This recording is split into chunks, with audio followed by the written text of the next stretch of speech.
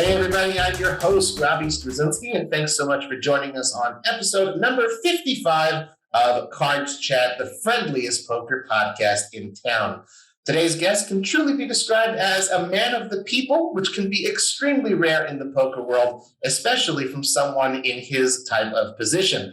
Along with being the owner of the Dusk Till Dawn cardroom in Nottingham, England, he is also a high-stakes poker player and one of the game's great ambassadors from his position as a businessman in the poker world. He's always looking out for what's in the best interest of players, no matter what level they're at, which is highlighted by one of his latest endeavors, which we are going to talk about today. Rob Yong, welcome to the CardsChat podcast. Thank you. I hope you're doing well today. Not too bad. Good. Fire away. Okay. Well, you've recently announced some really good news, especially for the UK crowd on Twitter, that your card room, Dusk Till Dawn, is finally going to be reopening in October after many, many months closed due to the pandemic. I have a bunch of questions to ask about your card room, but before we get there, how excited are you to finally be reopening?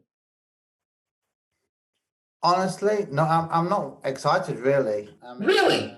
Why is that? Just feels like things got frozen in time. So, I remember I was in Russia and this kind of pandemic happened, and we had a big Grand Prix with like 5,000 runners, and there was no real panic about the pandemic at that point. And I knew how many old members we've got, and I just messaged the guys at the club and said, listen, let's just shut just to be safe in case it's a problem in the future. So it was like a safety precaution to shut, because obviously I never imagined what was going to happen, a worldwide pandemic. I just smelled something could potentially go wrong here. So I thought it was a good idea to shut before the governments got involved. I didn't know that any of that was going to happen. So I just thought we'd shut for like a month and just be precautionary. And obviously we shut, I think it was like February. And then by March, April, May, June, July, August, it was just going crazy, wasn't it? And everybody else and all the other casinos had to shut anyway. So it kind of proved to be a reasonable decision. And it just like things got frozen in time. So they had that Grand Prix, which is one of my favorite tournaments at the club. Sure. And then we've been closed for 18 months. And now we're going to open. So I don't see people are talking about do a grand opening. I just feel like the world of like a film, 29 days or something like that, like a zombie film. Everything's been frozen, nothing's changed. It's just normal business as usual. So no, I'm not excited. I'm just like normal.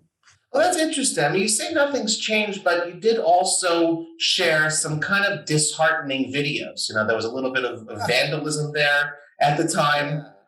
So it's not exactly just pause and restart. Yeah, but I mean, I can get my house vandalized. I can get my properties vandalized. I mean, it wasn't personal. It's a bit annoying they smashed the smoking area up. It's kind of like that smoking area.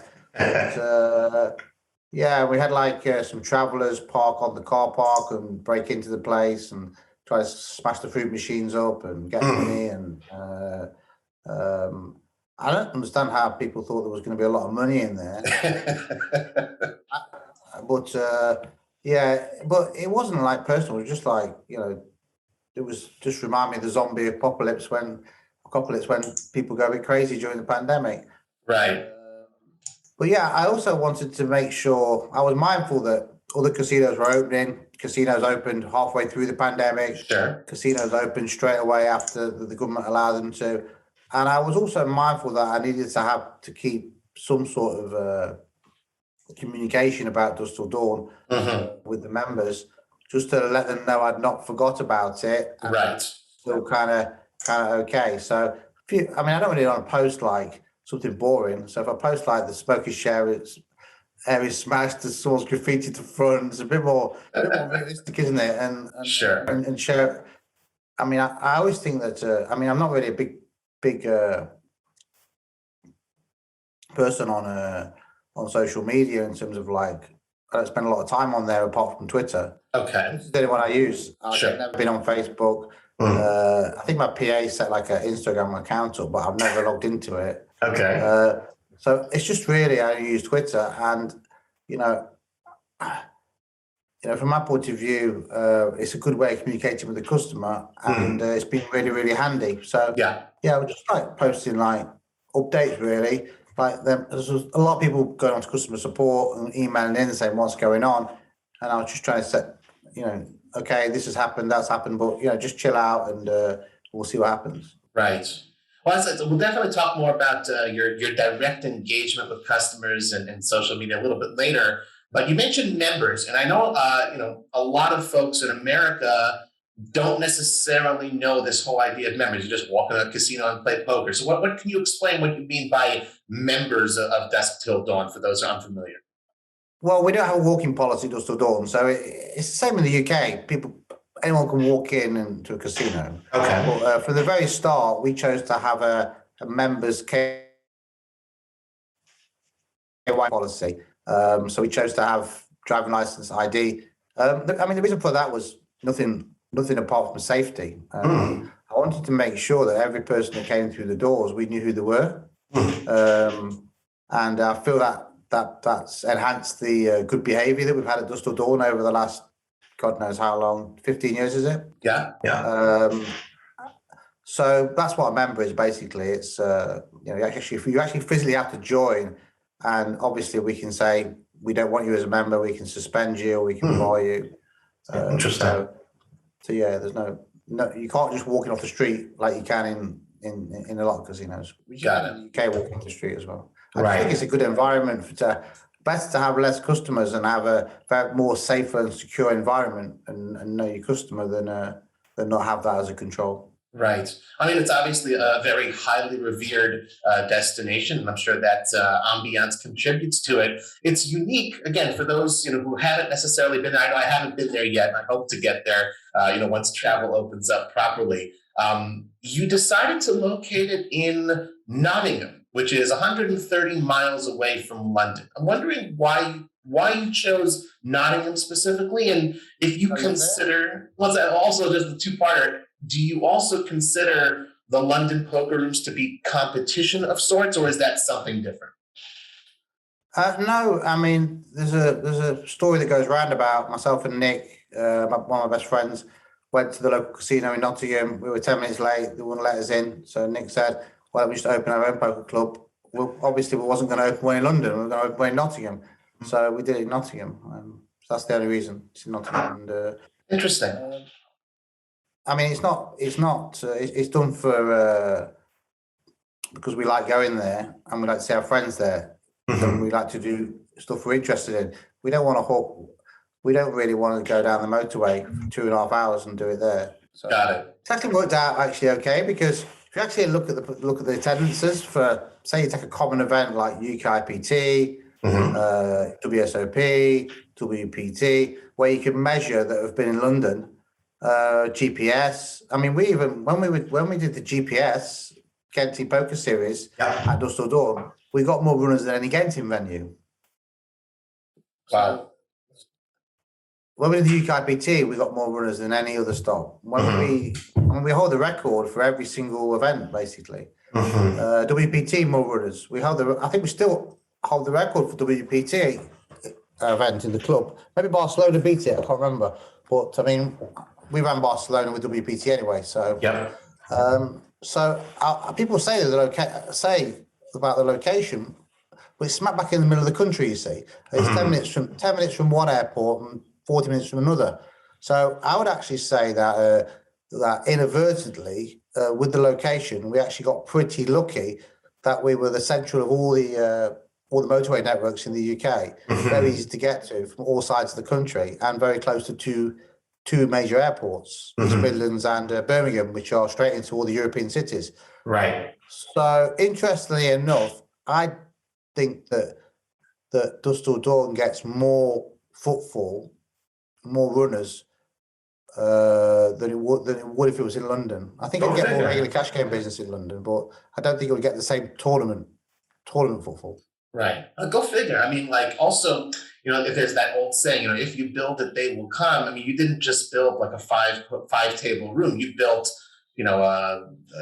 a castle for poker.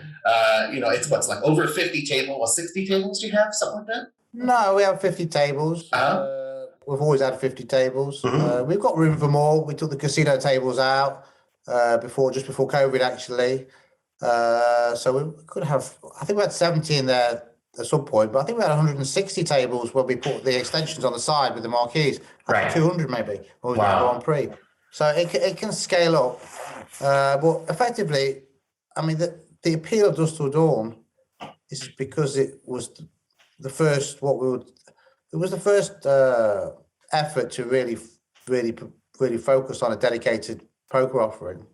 And a lot of people came through Dusk Till Dawn and became famous poker players. So there's a lot of what I call there's a lot of a love for the place because it kind of really helps stimulate poker in the UK. So I think I wouldn't say Binion's level, because obviously you get to Binion's, it's got so much history.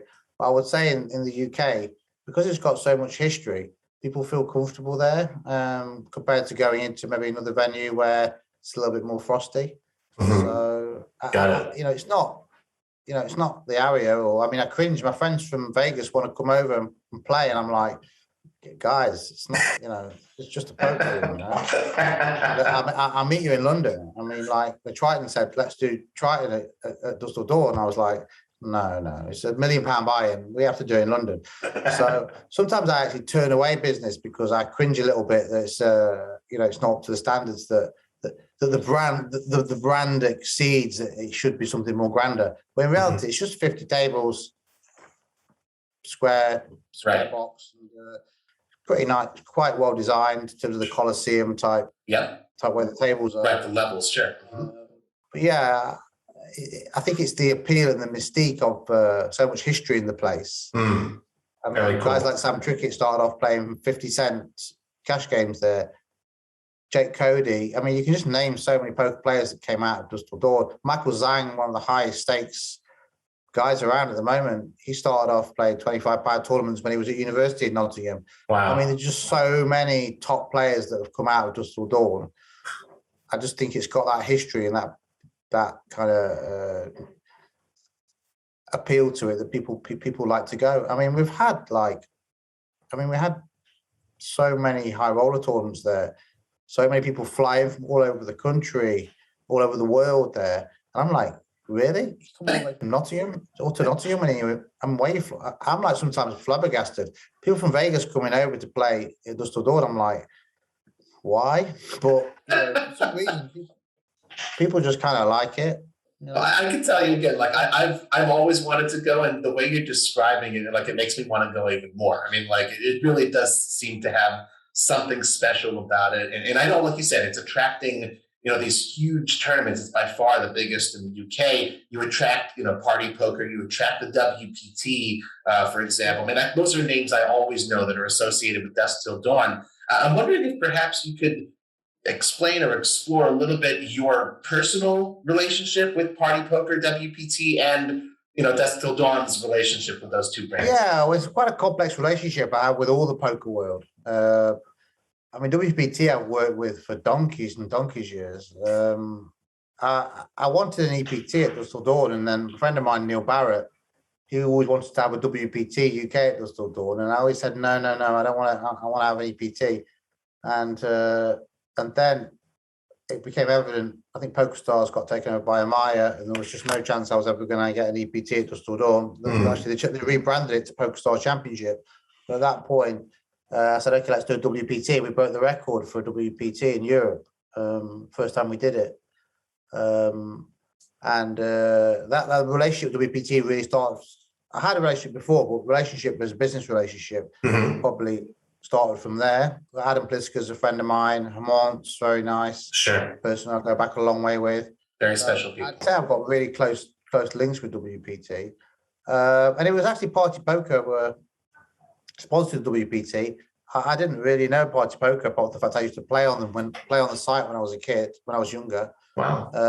And like there was the managing director was there called Tom Waters, and he said to me, could we do, he wanted to kind of move poker forward a little bit, and he said, is there any way you could bring your online traffic over to Party and etc. I was having lots of problems at the time with iPoker, and before that Boss, and before that Wager Logic. I mean, I was so happy with Dusk Till Dawn on Wager Logic. It was the old Betfair on there, William Hill on there. Then they got bought by Boss Media, and we got moved there. And then something happened, and we ended up on iPoker. And I was really not happy with the online offering, because our live offering was really good. Now online offering was not as good. Less good. So yeah. Came along and said, okay, we're going to rebuild Party Poker, and we want Dusk Till Dawn players to play on Party Poker. That was when I started to get closer to Party Poker, really. Got it. And obviously, I got very close to Party Poker in terms of, helping them with their online. A friend of mine, Patrick Leonard, was an ambassador. That was good relationship. I hope I always have good relationships with Party Poker, because I've been heavily involved in some of the recent software improvements. But obviously, like anything, I do, I've got all friends everywhere. I've got friends at PokerStars. I know people at GG, so I know people at 888. But yeah, you are right, because we branded the club Party Poker, made it impossible really to run any non-Party Poker events there. I mean, no one's really going to want to book the club for an event when the chairs have got Party Poker on them. So yeah, that was. But yeah, it's certainly been an interesting project. Can I ask probably just a little? Can you share? I mean, like you said, your relationship with Party goes back many years. Is there something that you specifically do with them today, or you consider yourself more external to their organization? I think I've always been external, but before COVID, obviously Party ran all its events at Dusk Till Dawn, and Dusk Till Dawn operated all of Party Poker's live events. So effectively, you had Party Poker Live. Okay, it's branded Party Poker, but it was Dusk Till Dawn that operated the events for them. I think everyone kind of knew that when the Dusk Till Dawn staff keep turning up, and Simon Trumper's there, and Nick Whiten's there, and so obviously Party had no live team. So Tom said to me, "Can Dusk Till Dawn operate all our live events?" And obviously we went and did that. And then when COVID stopped, obviously no live events, nothing to do, blah blah blah. So that's probably where we most involvement. And I think next year, Party are penciling in hopefully 2 events at Dusk Till Dawn. Hopefully that'd be great. But I was always interested in the online side as well, working with Tom and helping him. So I did get heavily involved in some of the online, especially the changes that I wanted to see online: lower late reg, less re-entries, just stuff to kind of protect the average guy who's got one bullet. Was keen to kind of and Party would listen. That's important. The advice. Yeah. But yeah, I mean, going forward, a couple of events at Dusk Till Dawn, and my friend Patrick's still the ambassador there. Yep. Obviously, Tom Waters has left at the end of last year. He was the MD that really pushed the growth through Party Poker, and in terms of operating their live events, some of my staff that were at Dusk Till Dawn, I believe they're going to contract some of those guys to do that, and they're going to go and work for Party. So yeah, I mean, interesting. Well, that's cool. I definitely hope that 2022 brings some better news on the live front and online front. Why not? Than 2020, 2021. Just lucky that we could, obviously, with all the live events stopping, lucky that we could afford to keep paying the staff. Sure. And survive. I mean, absolutely. Well, we were fortunate in that position. In obviously, live poker stopped. I mean, we booked a lot of hotels in advance. For live events. And obviously, COVID's been incredibly painful. Sure. Well, I know that, obviously, while you're here, you've got that huge passion for poker. You're very involved in the industry. But you've also got other businesses, to the extent that you feel comfortable Perhaps you could give us a general idea of what else you do outside of poker, and perhaps how much time, weekly or monthly, you spend on poker related pursuits. Well, I mean, poker, it just depends. I mean, poker's up and down. Obviously, I've hardly spent any time on poker in the last 15, 16 months because no Dusk Till Dawn. We've had no live events to operate for Party Poker.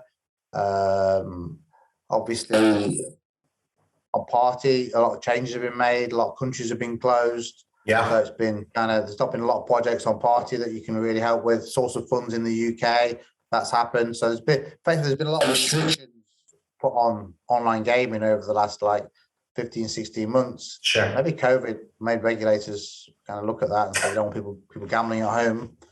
So I haven't spent much time on poker really for the last 15, 16 months, to be honest. I've mainly been spending time on crypto payments. So we have a payments business called Luxon which is an app like Revolut, not as good as Revolut, but I'm targeting to be a bit more gaming friendly than some of the other apps are. I mean, I know as a gambler myself, I open a bank account, one gambling transaction goes through from a casino, and the bank's ringing me up. I mean, it's disrespectful. Sure. So we have Luxon Pay, which is targeted at the gaming sector. And obviously we have I'm always interested in crypto, and we have a crypto news site called CoinRivet, and that's going to develop into multiple crypto products over the next 4 to 6 months. Some forward-looking stuff. Very cool. Yeah, they're my main interest in businesses, but obviously I have other boring businesses like property and things like that.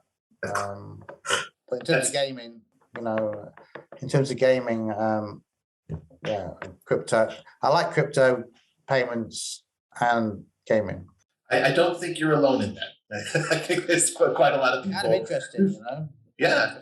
Interesting sectors to be in, fast moving. Even if not to be in, it's certainly interesting to watch from the sidelines. And I fall into that latter category, but it's certainly interesting. I know Tony G is also involved in Luxon Pay, right? No. He's a good friend of mine, and my friends have wore the patch to advertise it. Okay, there you go. I know I've seen him associated with that. That's very sweet. Yeah, that's what he's friends wearing are the for. patch and advertising and helping me as a good friend. Very nice. Hopefully, we'll get him on here on the Cards Chat podcast in the future. Tony G has way more projects than me. I have 8 or 9 at the moment. I guess he's got 80 to 90. Oh my goodness! He's involved in NFTs. He's involved. He's got his coin poker. Which is, by the way, I love what they do. The market's not ready for that level of adoption yet for crypto, but I love the idea of playing in a token. But yeah, he's got 80, 90 projects on.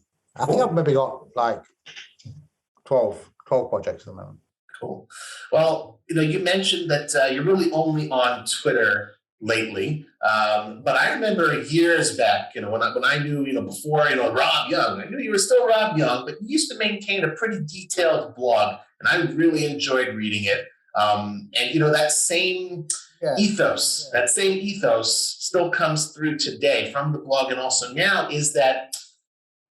You're very open and very involved, very engaged directly with the poker community. And this is exceedingly rare to see something like that from the chairman of the board. So I'm wondering, what is it that you feel is important that you, sitting on top of that pyramid of what you do in poker, need to be directly engaged rather than delegate it to others? Well, I mean, first of all, I've always been engaged. I first started off on Blonde Poker.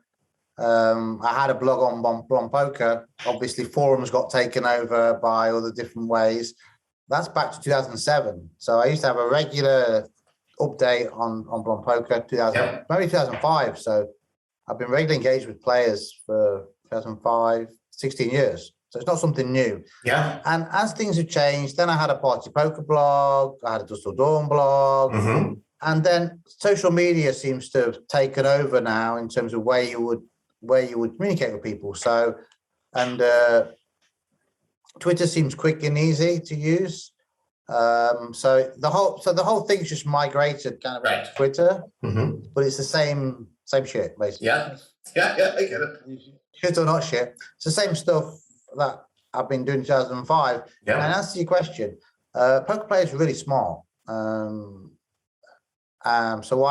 why would you not engage with like poker players? They're really smart. I mean, I think we've done some really good things in poker, and we wouldn't have done any of those things if it wasn't for getting feedback from poker players. So I think there's a misconception that talking to your customer is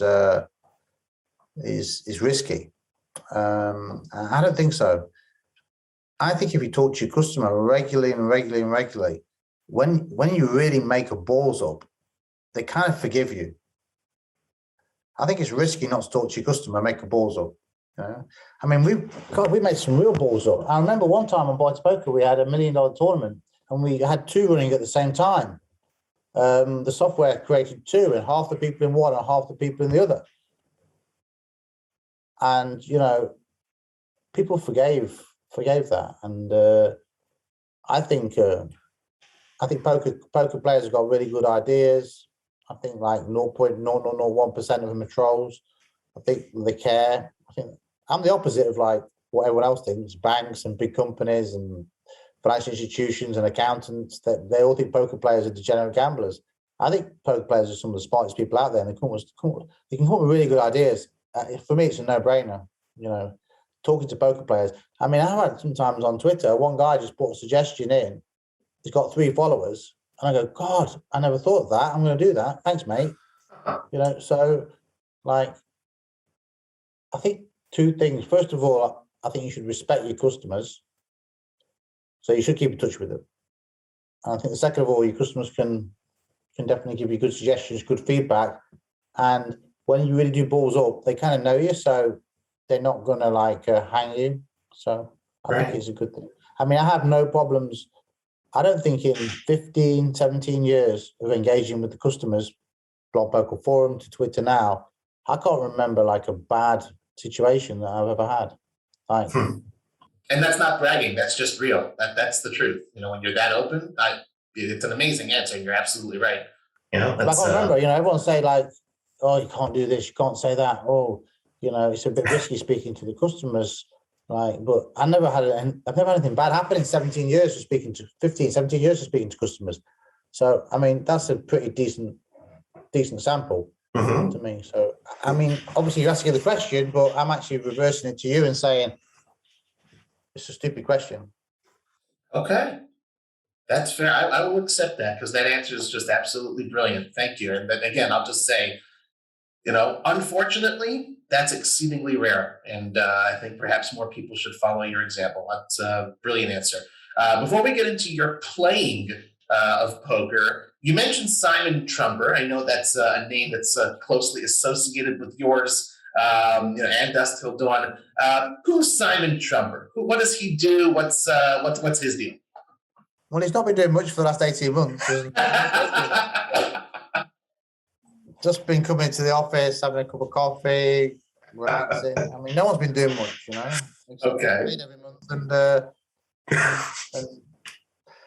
and do some bits. But Simon's obviously, he was one of the late night poker legends. With him, Devilfish, Dev Gold Club, bless them. Mike Sexton era, Phil Hellmuth era, actually. Even though Phil's obviously still in the limelight. Yeah. Those guys, those old school guys, I like them all. And Simon is an honest, straight, down the right down the line guy. And I like to have him for dealing with a lot of the poker stuff, because obviously he's been in the game for a long time and well respected. I mean, when he took over and did TD the ISPT in Wembley, I mean, imagine in a tournament in Wembley where you've got pods all over the pitch and upstairs, and he's done some crazy things, and he's a good guy. I've been with him for a long time. Yeah, well, you can tell a lot about a person by the people they surround themselves with. So that's why I specifically wanted to get that question in there.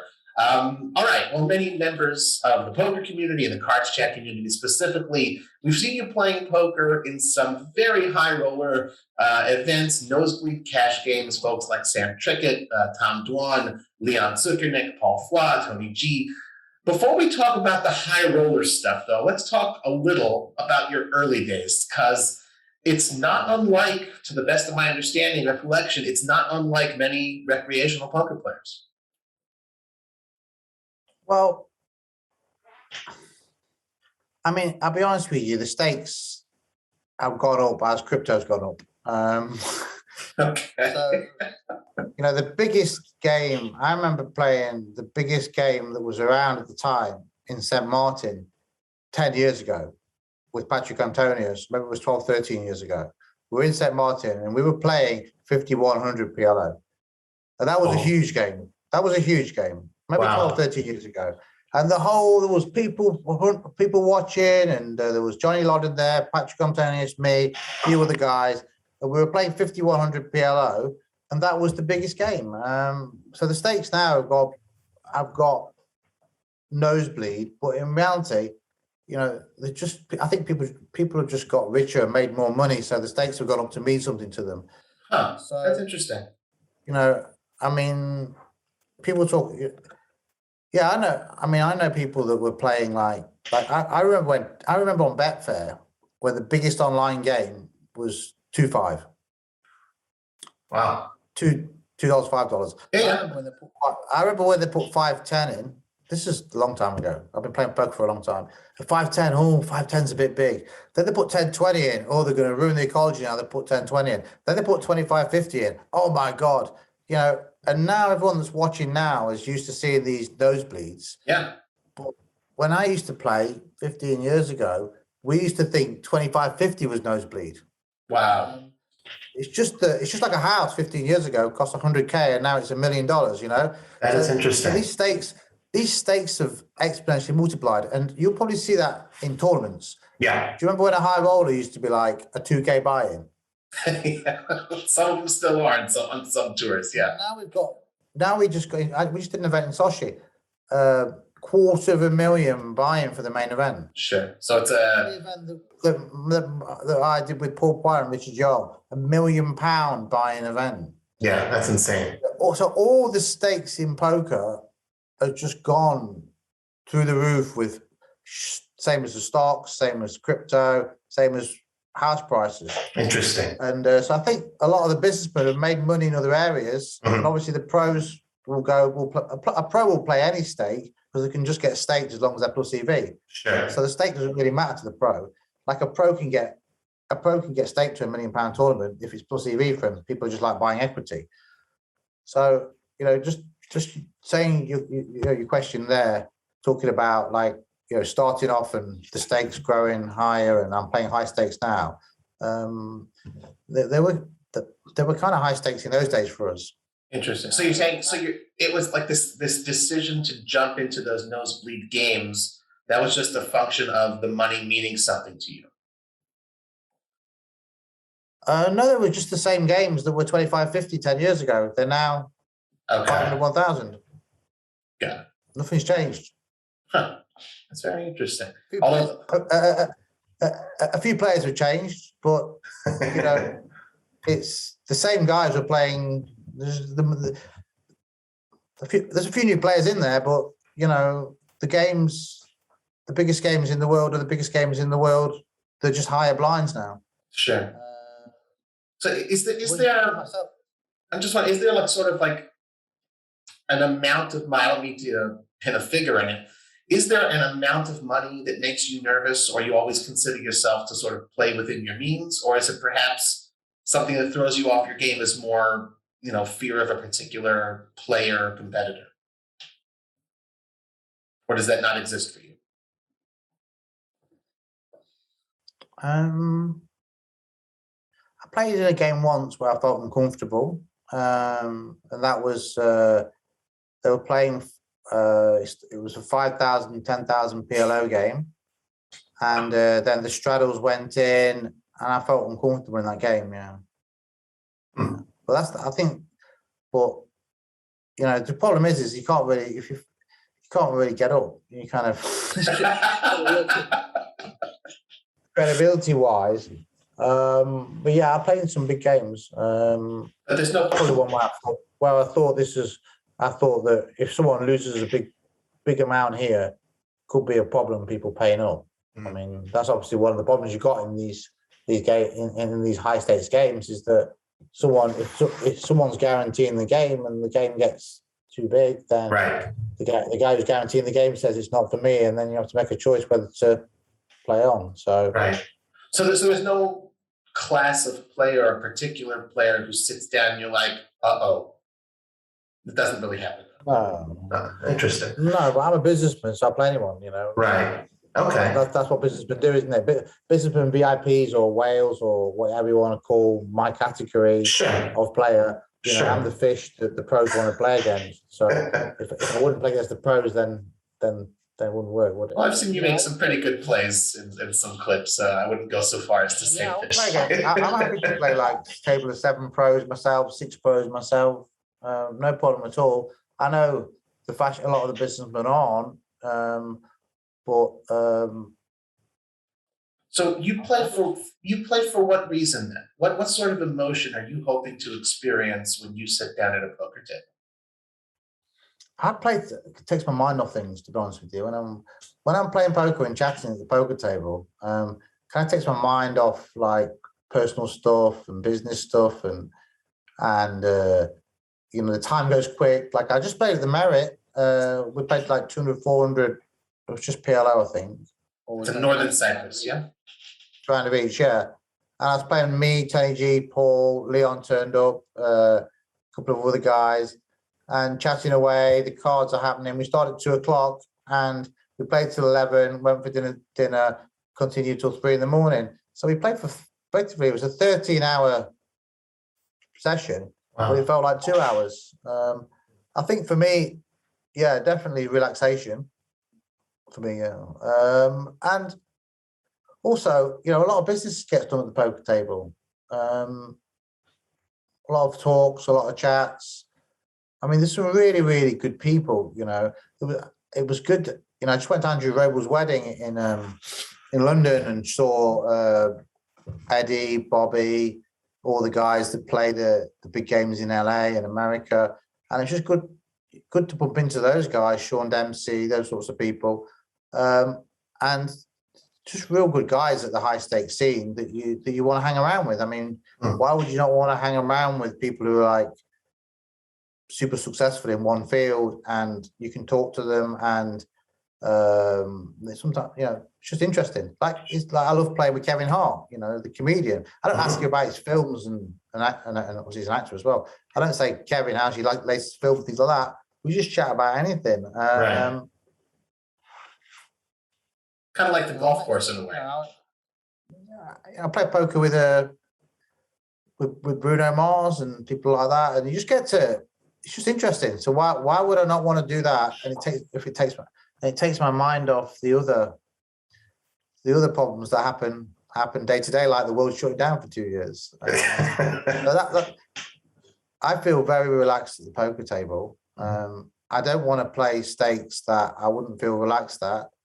If you're asking me to pinpoint the exact stake, I'd want anything above 1K, 2K. So like a 1K, 2K I played regularly before the pandemic. If someone wants to pump it up to like, I played 2-4 as well, actually. Yeah, I think at 2-4K plus is kind of like, probably not where I can relax for 8-9 hours. So, sure. But if you're asking me for a game I would like to play, if someone says, "Oh, we're going to play 500 1K," would probably be my perfect, because then you can nibble in with the 2K straddle. If someone's stuck and wants to put a 4K straddle on, it's not brutal. But the problem with like 2K, 4K is people then round it up, straddle for 10 and then 20, and then people just get silly, and it's not really poker. Gotcha. Well, I mean, you said that. Sorry about the long-winded answer. No, not at all. This is fascinating. You don't often get this perspective. 500 1K, and everyone's got to sit down with 100 big blinds minimum. Is what? what kind of I would look forward to a relaxing day. 1K, 2K, I would still be okay, but I guess 2K, 4K is where I probably wouldn't want to get invited because I know these games don't start off, you see, at the first blinds. Right. So typically you go and play a game and it's a 100, 200 game, and the 400 straddle goes on, but then the blinds people get stuck. Oh, put the blinds up 200, 400, 800, 1600, and so whatever you're playing at the start, is going to dictate at the end. So, and I never leave the table. So if I'm winning, I never leave. I want to respect my opponents, never hit and run them. I can't ever remember when I was winning that I left, unless I got like a meeting or an appointment that I've told people about. So it's important for me when I've got that policy of never hitting and running that the blinds are within some sort of control. One might argue it or extrapolate from that, if Rob Yong is saying he's not hitting and running at his stakes, then perhaps we shouldn't be doing that at 1-3 or 2-5 either. Just a point for consideration for everyone who's watching and listening. I'll be honest with you. At the high stakes scene, there is people that do hit and run. It's amazing. It's amazing how many lunchtime dinner appointments people get when they're winning. It's amazing how many dinner. Suddenly, my wife's in town, my brother's in town. I've got to go. It's kind of funny, but it's amazing how many people put their earphones on when they're winning and bobbing to music and just folding. So I wouldn't say high. I wouldn't want to say high stakes. They don't hit and run. Okay. Low medium stakes they shouldn't. You can lead by example, though, as you've done now. So I think that's fair. Not really. I just I wouldn't say lead by example. I would just say that it's etiquette, really, not more example. How I would want people to behave with me. Right. But that's fair. I'm definitely not leading by example. That's fair. Well, you do play primarily in cash games, but if one were to go through your Hendon mob, you've got about $500,000 in tournament results. A high percentage of your results are final tables, but no wins, Rob. Obviously, you're hugely successful in so many aspects of life. Is that first place trophy something that you just kind of want to get that monkey off your back a little? Yeah, I would love to win a poker tournament, but the truth is, I got to the final of VPT Dublin. And I had good chips, and I got a really nasty beat by Roland de Wolf, Ace King versus Ace Jack. And I flew all my friends over to watch the final table. Oh, gosh. I flew like 10 people over at the last minute to watch the final table. I said, I'm going to win this. This is the time I win the trophy. And I called it. He rivered a 3-outer on me, and then I quit tournaments. So if you know, I just quit after EPT Dublin, and there's some like charity tournaments and stuff with the club with a bounty on my head that I've played since then. But yeah, I effectively just quit because I didn't recover from that for like 6 months. I felt so sick because so much wanted to win an EPT, and I thought that was my time. I actually bumped into Roland de Wolf 2 days ago in London while I was walking up the street. I had a good chat with him. So I'm sure that my tournament winnings would actually be a lot more, but I actually quit then, and I said I'm never playing another poker tour in my life. The feeling was just so devastating for me. Like everyone was like in the crowd that I flew over, and and my friend of mine, William Thorston, actually won the tournament. Who I like. Roland finished second, but kind of after that I just quit, and then I just play cash games, and really you don't really get a lot of time to play poker when you're working at the same time. Sure. And I have like a quite a complex family situation. My sister's disabled, my father's not very well, so I haven't got a lot of time to play poker. So kind of need to get those results when you do play. Sure. Well, I get that. That's my excuse for only having 500k winnings on the Hendon mob anyway. I don't even have a Hendon mob profile, not a single result. So you're doing just fine. I was chip leader. I was chip leader in that £1 million buying one. Yeah. That was the Triton. Yeah, Triton. Yeah, I spoke to Bill Perkins. He said, "You chip leader, take it steady. You've got final chips, average chips to the final table already after day one." And then he gave me some really good solid advice. And then I just dogged it off, bluffing and making silly calls the next day, and didn't even make the money. And that was the biggest buy tournament ever.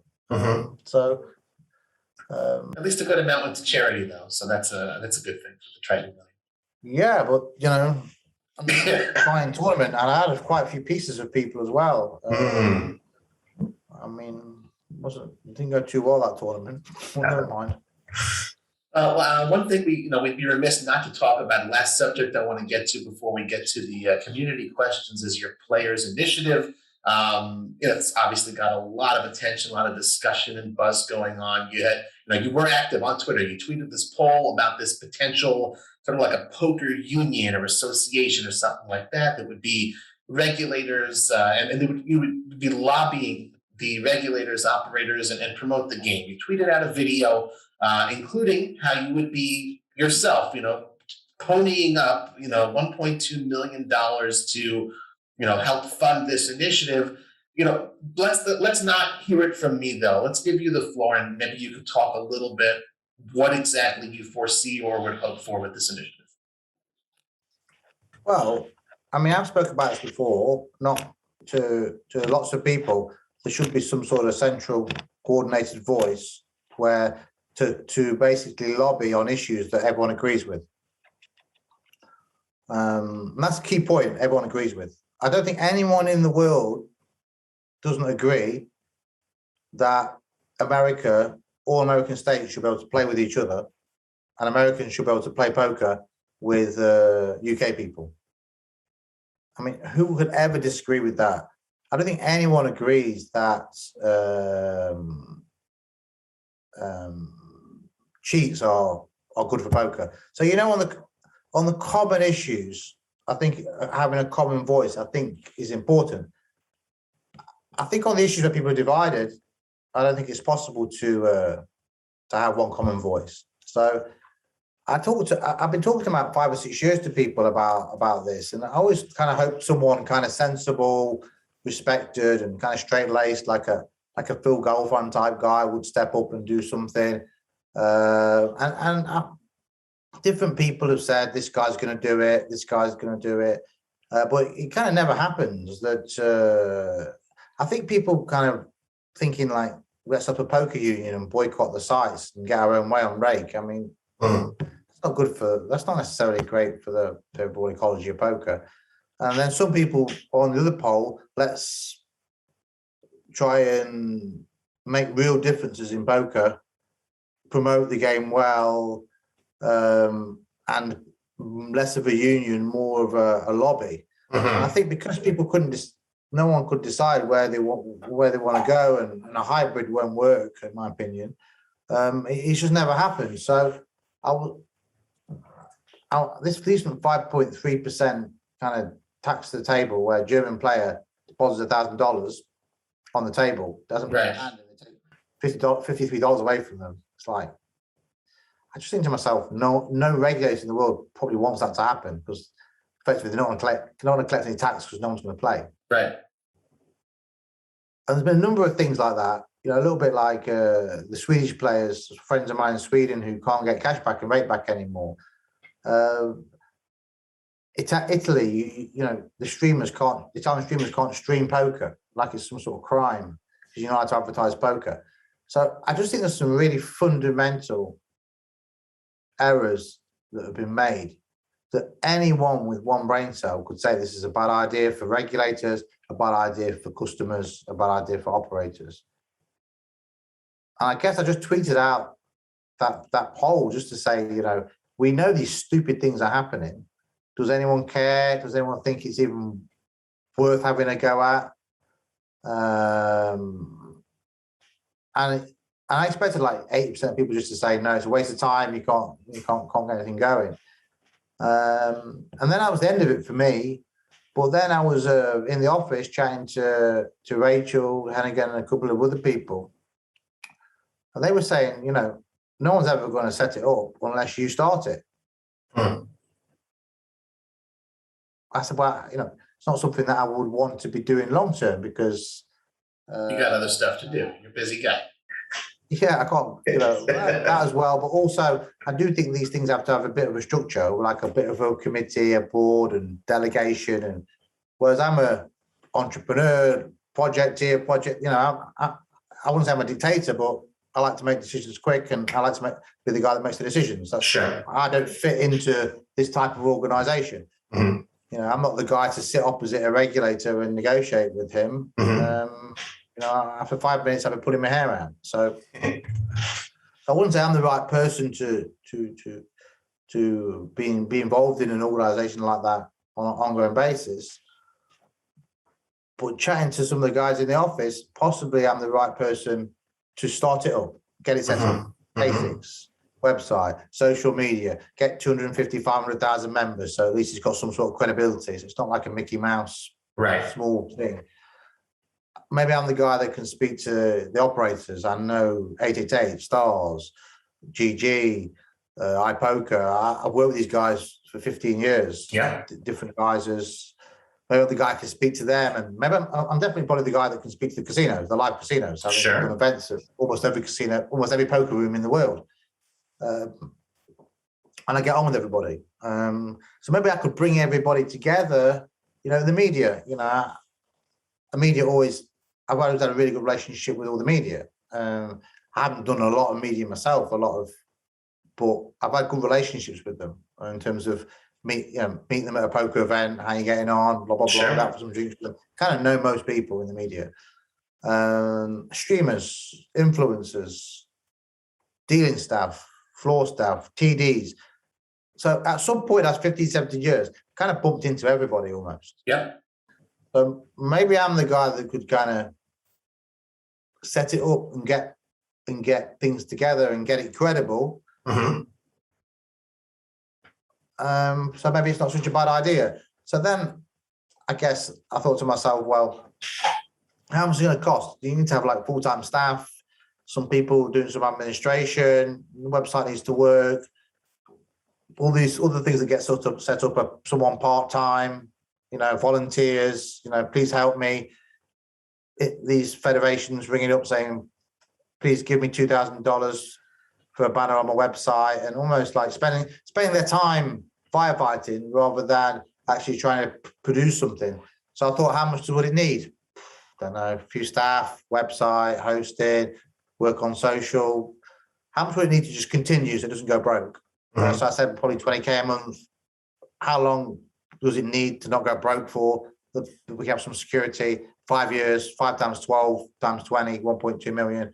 Okay, that feels okay. Wow. So that's where we're at with that situation. That's how it came about. That's amazing. I love the explanation. And I just sort of have to ask, let's think positive for a minute. Let's think best case scenario. You're successful. You do bring everyone together. Really, let's imagine that. It's almost, makes you a little giddy. Imagine that, because that'll definitely happen. So, okay. So you've got your 500,000 people. You've got your 1,000,000 people. I can commit to 250 to 500. I just don't know which one's credible. Yeah. Fair. So whatever that number is. I think 100 is too small. I mean, 1 million would be serious. 250 to 500 is probably credible. Let's take 300,000 because that's a number that resonates. That's about how many we've got in the CardsChat forum as well. So let's take that number. Let's say you've done it. The money has worked, the effort has worked, the vision has worked. You've done it.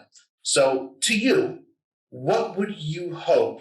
Once we've achieved that step one, what does this organization accomplish? What would you like them as their laundry list, their top 2 or 3 accomplishments you'd like to see them get done?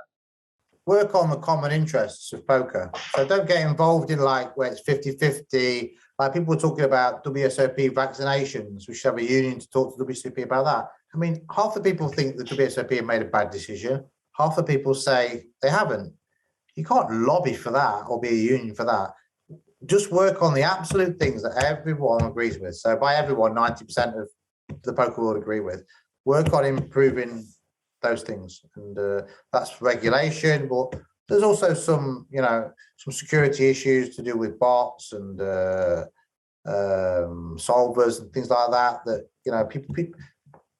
People generally don't want people angle shooting at poker. So basically, work on the common issues, the bigger issues. I'll have a strategy to do that. But unfortunately,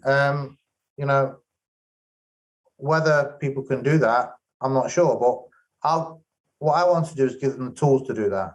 I want to give them a membership.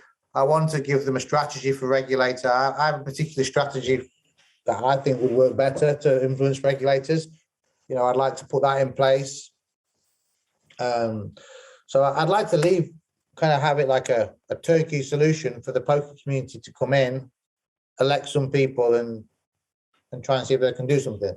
But that won't be a small body. If you've got like 500,000 members and you've got quality corporate members, the live tours, the live casinos, the online operators. I mean, listen, not everyone's going to want to be a corporate member because it's not going to have a website with like Party Poker on the front of it or PokerStars on the front of it and have that level of influence. Hey, you can be a member, fine. If we're able to connect everybody, get that level of membership, have a half decent logo, look decent, I'll do what I can to promote it. Like, for example, the Caribbean Poker Party, which I've done every year for the last 15 years, we'll promote it there. We can promote it through all my different friends I've got who do events. We will definitely, with no imagine, we'll definitely deliver an MVP. An MVP, minimum viable product. You heard that before? Yeah. So we'll definitely deliver an MVP. There's no doubt about that. But then it's up to the members to then elect people in the right positions. There'll be a core strategy in place. So I'll be a non-for-profit organisation. Mm-hmm. I'll make sure that no one can change that. There'll be some core principles about the directives of things that people can, a strategy and objectives of the organisation. They will be able to change that. I think people should be able to change those. But I don't think people should be able to change not the non-for-profit side. Sure. I think that's just terribly exciting. When Rob Yong wants to get something done, he gets it done. You're saying there's going to be an MVP, so it's going to happen. But that's impossible. Unless I die, it's not. Very cool. Well, I do want to, like I said, respect your time, Rob. So now we got to move to the segment of the show where we turn to our Cards Chat community, see what questions they wanted to ask our guests. We do have a dedicated thread, everybody, in the Cards Chat forums for this. So as we announce who the future guests will be, please be sure to send in your questions. So Acid Burn FX always asks some great creative questions. He's got one for you, Rob. As a child, you wanted to become a marine biologist and explore the oceans. What made you migrate to poker? Pardon me? How does the guy know that? That's true. And what made you migrate to the poker world and leave your desire for that inner child aside? Well, I mean, I migrated to the poker world by pure fluke. I walked into the wrong door. So I was going to play blackjack. And I walked to the casino, opened the door, and it wasn't the casino, it was the poker room. I think I might be looking for the toilet, possibly. And there was like 100 people playing poker. And I said, "What's this?" And it was a £20 rebuy tournament. And I played that. And I was shaking like a leaf. Great. And I loved the game ever since. And I guess, it's important to understand why, for me, one of the most important things I like about poker, and I like the fact that average Joe who's played one hand, like me at the time, could sit next to Greg Raymer and Chris Moneymaker and have a chance of busting them out of the tournament. And I like the fact that it was that poker's ageless. Look at Doyle Brunson, he's still playing, still tough customer to play. So something that I thought I found something here that I could play. And really, if I live till like I'm 70 odd, I can still play something, do something competitive, do something that keeps my mind going. So those two areas really really made me really like poker. But yeah, walking through the wrong door was the reason. Sorry, I can't give you anything more creative than that. Amazing.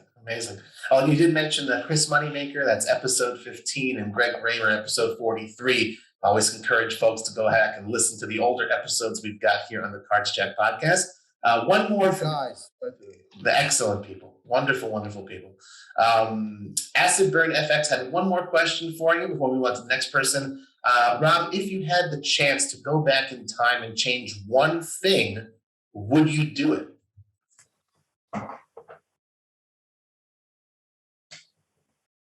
Yes. Would you care to share what that one thing is? I've got about 100 things I'd change. Let's say one. Yeah, loads of things. I mean, lots and lots of things that I would change. Yeah, definitely. Yeah. Okay. Well, we can accept that one. Like I would definitely. I've just had children at the age of 49 and 46, and I would definitely change. I would have children as soon as I was able to create them.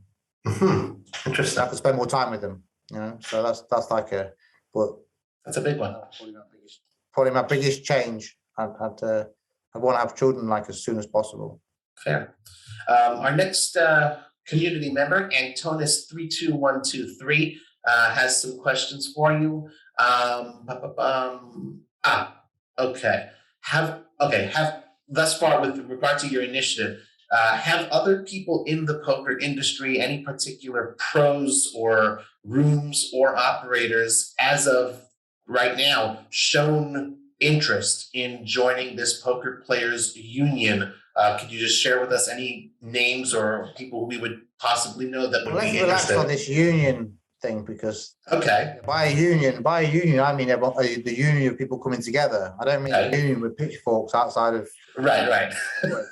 I'm just reading the questions. Association. Yes. A lot of people, a lot of professional players, operators, live and online. Yes. Okay. Cool. And finally, we have Crystals, who has some questions for you. One you kind of answered already. Okay. What have you learned about the poker industry from running the Dusk Till Dawn card room that you never would have expected to learn? It's an interesting question, isn't it? Yeah. I've learned how, I think the single thing that I've learned is how connected it is. So how staking, playing, affiliates, how the ecology is actually so close and so many people cross globally. I think that's probably the biggest thing that I've learned. You know, in other industries like just the casino industry, you're not going to get the same crossover with a casino in the UK and a casino in America. Right. Whereas with a poker venue, the crossover is immense between. If you make a mistake in poker, it's very, very much more dangerous than making a mistake in, say, another sector. Everyone knows each other. You know, you'll know, just like you just interviewed Moneymaker and Raymer, I know them. Yeah. Everyone knows each other. It's a small industry in a way, yeah. Yeah, but the most single thing that I learned at Dusk Till Dawn was as people came through the doors, so-and-so knew so-and-so, knew so-and-so, knew so-and-so, knew so-and-so, did so-and-so, did an affiliate deal here, worked for Poker Stars here, was a dealer at WPT here. You know, yeah. The poker world is so connected. People call it this fancy word at the moment, community. I mean, I would say it's more of a collective than a community. The community kind of indicates that everyone kind of gets on. You know, we're a community. Like you have a friends community, don't you, on social media? Sure. I would call it poker as a collective. So we might not all get on and we might argue a little bit, but ultimately we are a collective and we kind of all know what each other's doing. And that's probably the most interesting thing that I learned at Dusk Till Dawn, because I also got people coming from UK, Europe, France, dealers, employees, online operators, and everyone's kind of ends up knowing. Everyone kind of knew each other. I worked with that guy 5 years ago. I played poker with that guy in LA, and it's a connection. And people move around from one company to the next as well, so it's always good to get on with everyone. Players are moving all the time. Players are moving sites. Players are moving venues. So eventually, everyone gets to know each other. And even on the industry side, one day someone's working for WPT, the next day they're with a media organization. Yeah. It's kind of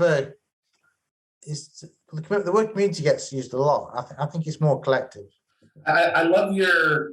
This is like the second or third time I've noticed you're very particular in a good way with your choice of words, and that's a very admirable quality. It's important to you to be exact in that way, and I like that. We got time for one last question, Rob, from Crystals. Again, thank you very much, Crystals. Rob, in your opinion, what is the biggest hurdle facing live poker these days worldwide?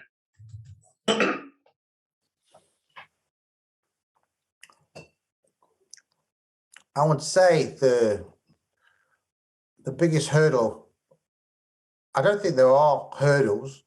I think there's a threat. I think if the casinos and the government start to clamp down like they have in the UK on source of funds, AML, anti-money laundering, loss limits, it could make it difficult to hold live tournaments. For example, in the UK now, I believe they're bringing in a £500 a month limit. If you're under 25, unless you can provide a lot of documents, etc. I mean, I don't think it's confirmed yet, but I've heard rumours, and I know that Flutter Online have brought that rule in. So I would think the biggest hurdle / threat for the future is treating poker like exactly the same as gaming. So in which case, say you've got a tournament buy-in of £1,000 and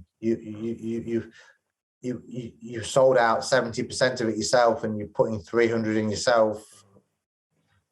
They're not going to factor any of the whole poker thing in. Right. So if you just walk onto a roulette table and put in 1,000 on one bet, and it lasts 35 seconds. I mean, that's very different to sitting down and playing poker, playing a tournament where you're selling pieces out, where you need to play X amount of tournaments to hit the long term. Same as a cash game. You sit down with £1,000 in a cash game.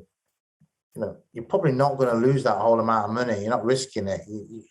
So I think the treatment of poker, the same as a casino game, would probably be the biggest hurdle going forward, I think.